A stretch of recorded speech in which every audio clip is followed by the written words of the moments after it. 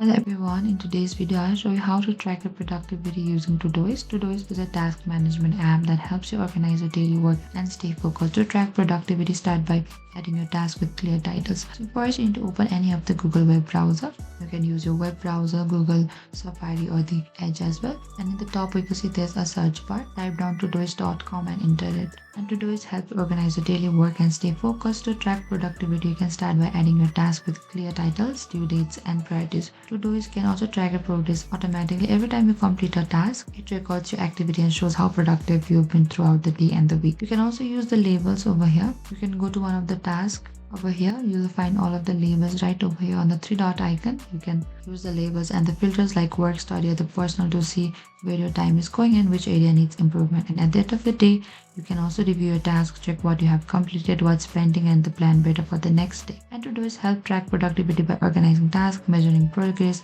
and showing performance trend all in one place. Thank you for watching this video. I hope I could help you on how to track productivity using Todoist. If you have any trouble or comments, please comment down below and we will reach out to you very soon.